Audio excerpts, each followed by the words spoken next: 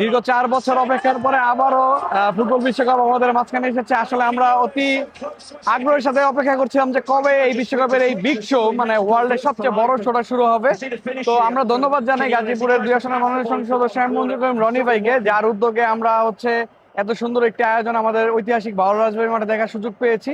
এখানে বড় পর্দায় খেলা দেখার ব্যবস্থা করা হয়েছে। এখন ফুটবল বিশ্বকাপ।